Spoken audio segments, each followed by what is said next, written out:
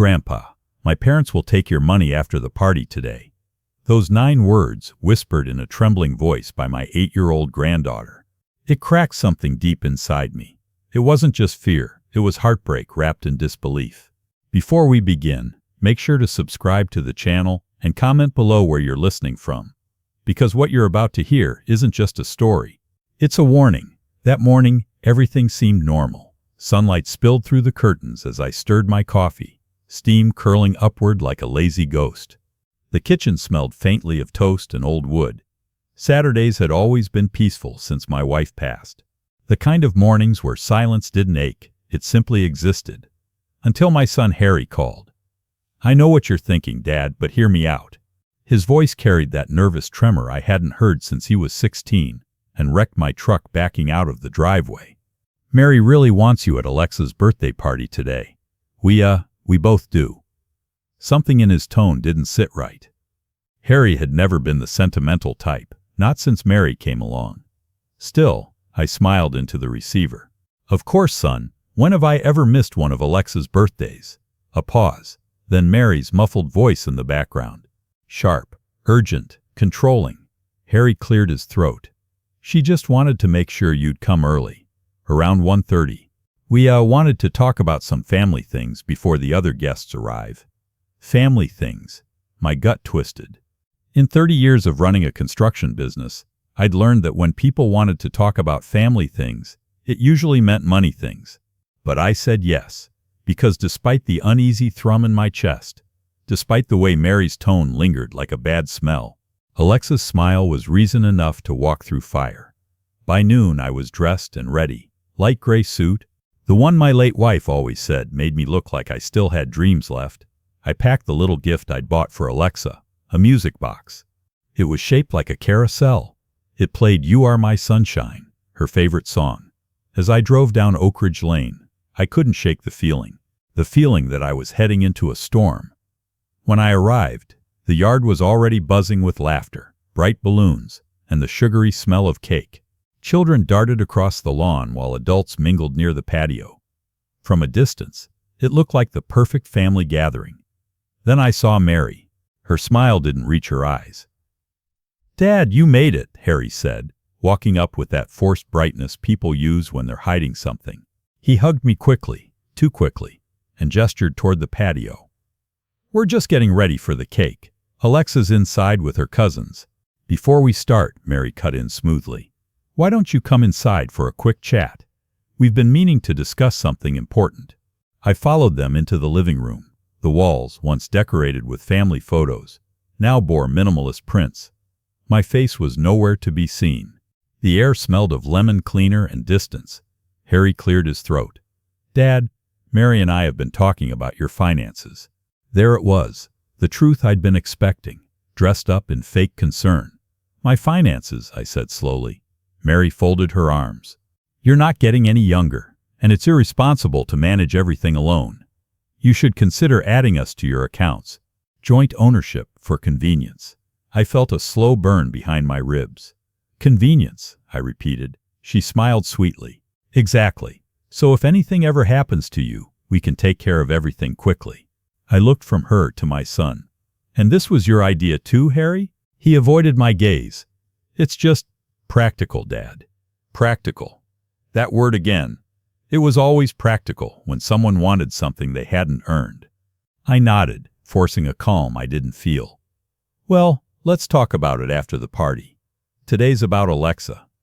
Mary's smile tightened, but she didn't push it. As the afternoon unfolded, I played the part of the happy grandfather. I laughed when Alexa blew out her candles and helped serve cake. I let Mary's mother brag about her son's new SUV and Harry's supposed career breakthrough. But the whole time I could feel the trap closing. Then, as twilight painted the yard gold, Alexa tugged my sleeve. "Grandpa," she whispered, eyes wide and frightened, "they're taking your money tonight." The words stole the air from my lungs. "What did you say, sweetheart?" Her little fingers tightened around mine. "Mom said, Daddy has to get your papers before you get too tired. She said you might forget things soon." I stared down at her. The noise of the party faded into a distant hum. I wanted to believe she misunderstood, that she'd overheard grown-up talk and twisted it. But the look in her eyes told me otherwise. I smiled faintly, masking the storm inside me. "Thank you for telling me, sweetheart. But let's keep this our little secret, okay?" She nodded solemnly, trusting me the way children trust heroes, unaware that sometimes heroes wear broken hearts. That night, when they thought I'd gone home, I parked my car 2 streets away and came back on foot. And what I saw through their living room window confirmed everything. Harry and Mary were at the dining table, papers spread out. My papers, my will, my financial statements, my life. Mary was whispering, "If we can get his signature tonight, the bank will process it Monday." Harry hesitated. "He'll never agree." Mary's lips curved. "He won't even know what he's signing." I stepped back into the shadows, my pulse thundering. They wanted to strip me of everything, my savings, my dignity, my legacy. But they'd forgotten who I was. I built my fortune from dust and concrete. I survived recessions, betrayal, and loss. And that night, as I walked away, one thing was clear. They had started a game they didn't know I could play better. By the time I got home that night, the clock had just crossed midnight. The house was dark, except for the lamp by the window, the one my wife Margaret used to leave on when she was waiting for me to come home. I hadn't turned it off in 3 years. It was my way of keeping her close. I sat in her old chair, the leather cracked from time, and stared at the framed photo on the mantel. Margaret holding baby Harry at the hospital, tears of joy on her cheeks. Somewhere between that photo and the woman whispering about bank transfers, I had lost my son. But not my resolve. My fingers curled around my coffee mug. My wife used to say, "Don't let anger eat you alive, George. Turn it into action." That night, I took her advice. I booted up my computer and began typing. Slow at first, then faster, fueled by quiet fury. Within an hour, I drafted a new will, a fresh set of financial arrangements, and one very special letter. I called my attorney, Daniel Briggs, first thing the next morning. "George," he said, half asleep, "you realize it's Sunday?" "I do," I said evenly. "And you're about to make more money this week than you thought possible." By Monday afternoon, everything was in motion. I transferred my entire estate into a trust under one condition, that my granddaughter, Alexa, be the sole beneficiary upon her 18th birthday. Until then, the funds would remain locked, untouchable. But that wasn't the best part.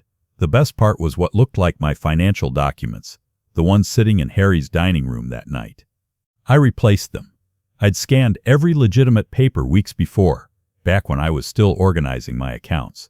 Now, I printed identical copies with a few creative additions, ones that would look like official transfer authorizations, except, when used, they would trigger an automatic alert to my bank and law firm.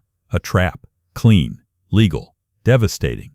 By the end of the week, I drove to Harry's house again, unannounced. Mary answered the door in her usual silk robe, eyes wide with fake warmth. "George, what a surprise. Harry's just time." "Inside, I know," I said, stepping past her. "We have unfinished business." Harry looked up from the dining table, where he and Mary were surrounded by folders again. For a second, guilt flickered across his face. Then he forced a smile. "Dad, we were just talking about you." "I'm sure you were," I said. "Now, about those papers you wanted me to sign." Mary's eyes lit up. "You brought them." I nodded, setting the new folder on the table. "Figured I'd make things easy. If it helps you sleep better, let's make everything official." Harry hesitated. "You're sure?" "As sure as I've ever been." I watched them sign in turns, Mary's hand trembling slightly with excitement, Harry's voice shaky as he thanked me. I smiled the whole time, hiding the truth behind an expression of paternal peace. When I left, Mary hugged me at the door. "You're doing the right thing, George," she said. "Family should take care of each other." "Yes," I said quietly. "Family should." As soon as I got into my car, I dialed Daniel again. "They've done it," I said. "Trigger the alert." By the time I got home, my phone was buzzing. Daniel's voice was crisp, controlled. "Your son and daughter-in-law attempted to access the accounts within an hour. The bank froze everything. Fraud alerts in place." I didn't speak. I just sat there, listening to the silence of my empty home, the sound of justice settling into my bones. 3 hours later, my phone rang again. This time, Harry. Dad, what's happening? The bank, they froze everything. They said the system flagged us for fraud. I know, I said calmly.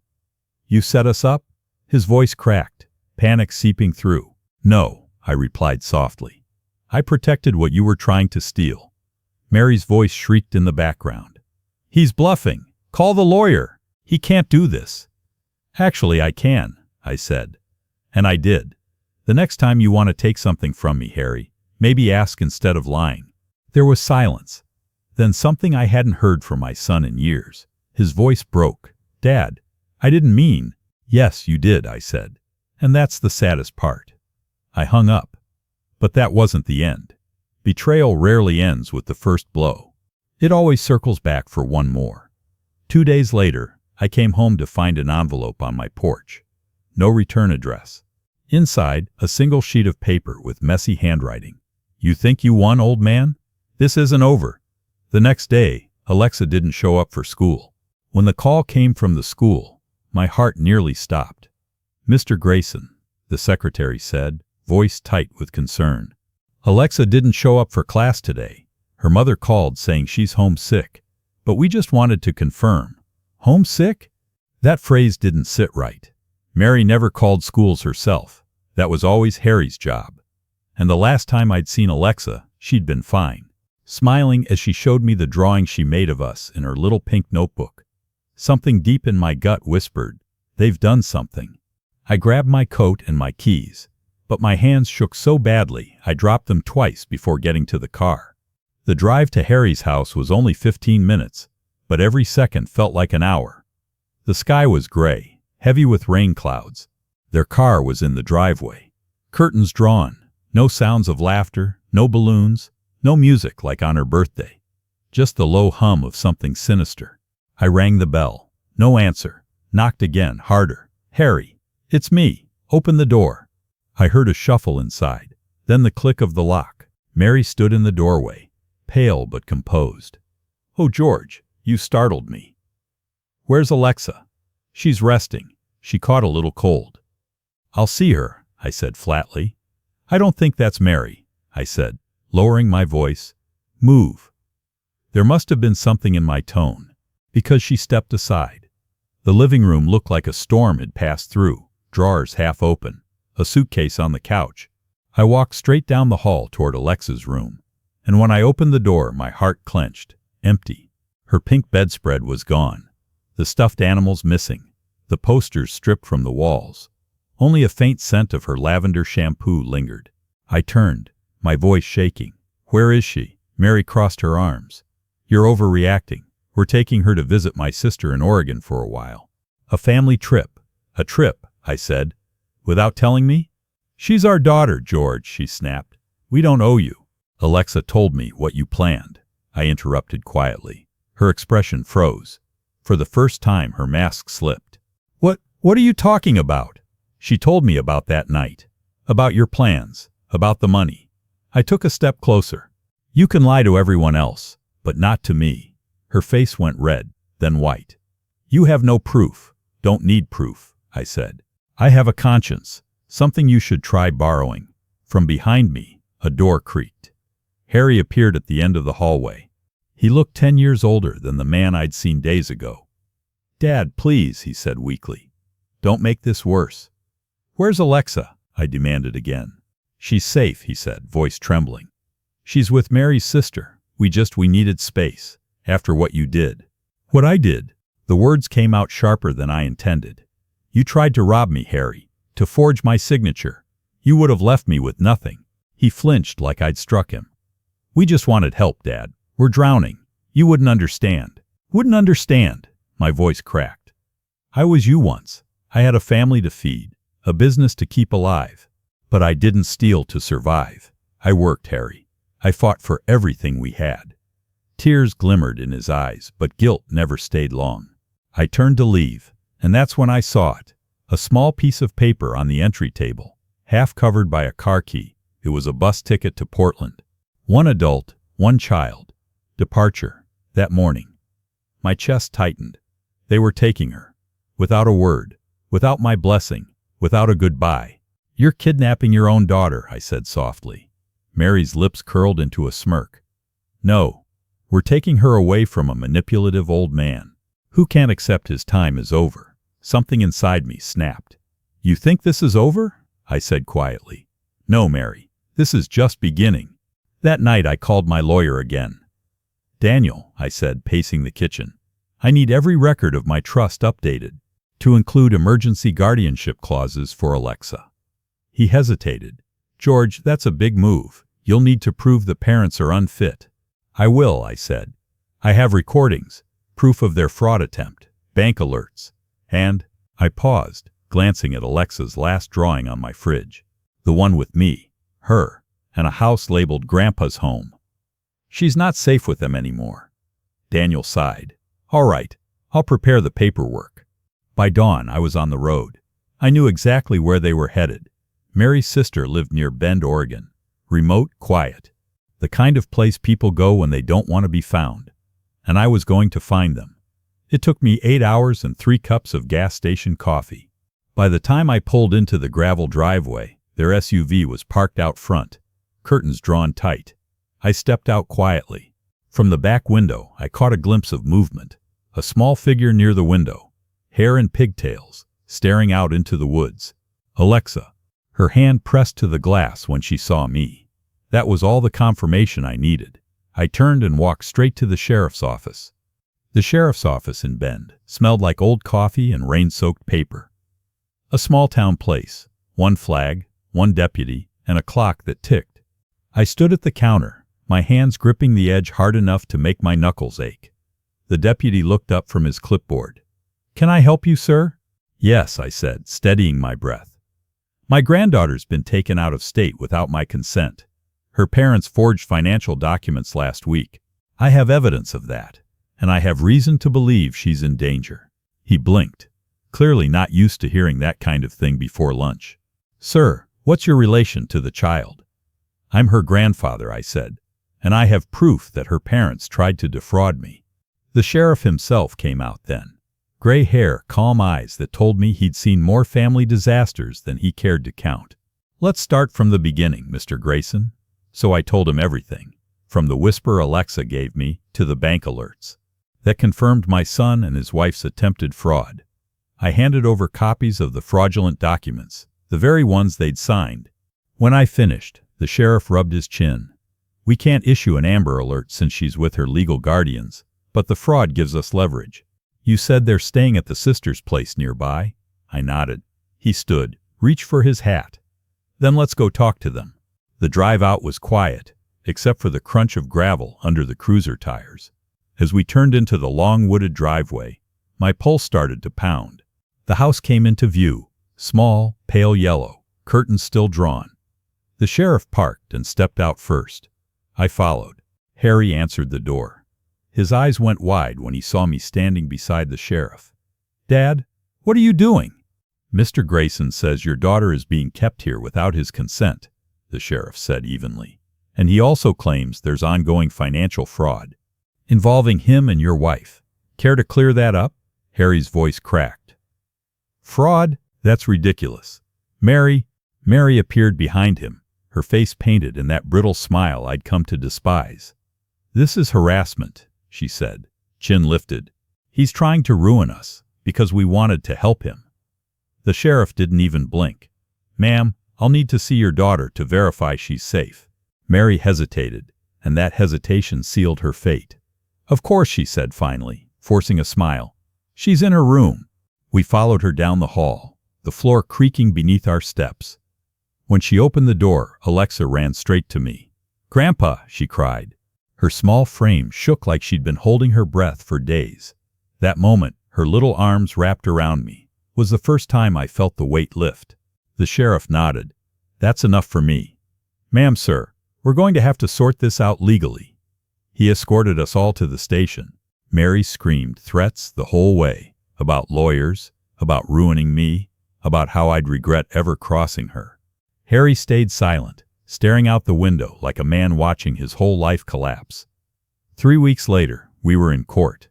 The case had exploded fast. Fraud, attempted coercion, financial abuse.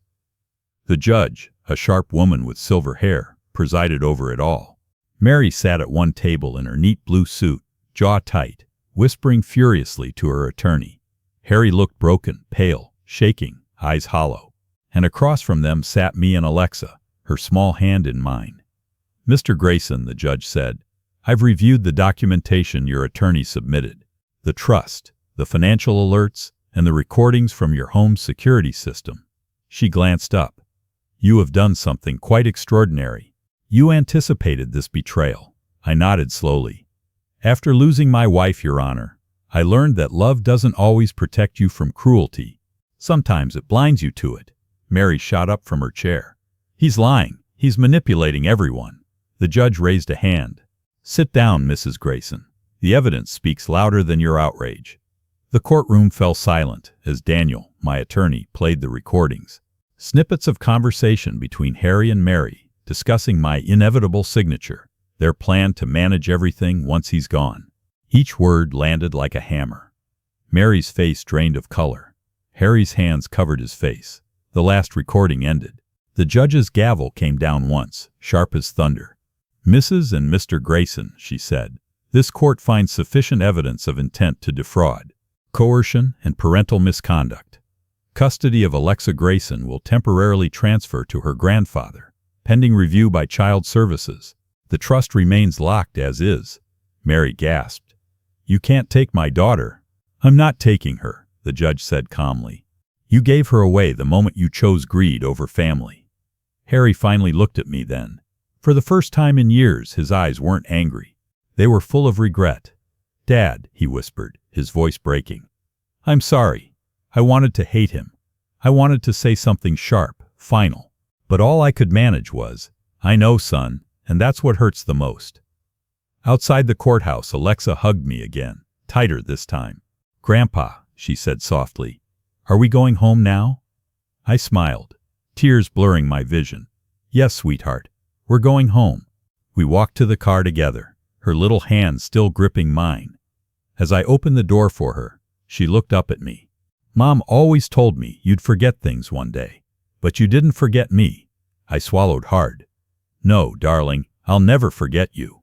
She smiled, that pure, innocent kind of smile that no greed can ever buy. And in that moment, I realized something. Revenge hadn't been about money or pride. It had been about protecting the last piece of my heart still worth saving. Months later, Harry entered a rehabilitation program for compulsive gambling. Mary left him for good. The court granted me permanent guardianship. Every evening, she plays her little carousel music box, the one that sings, "You Are My Sunshine." And each time that soft tune fills the air, I feel Margaret's presence again, whispering in my ear, "You did right by her, George. You finally did right." Never mistake silence for weakness. The quietest hearts often carry the loudest justice. And when family betrays you, protect the innocent, not the greedy. If you felt this story, subscribe, share, and tell us in the comments. What would you have done if your granddaughter whispered that warning to you?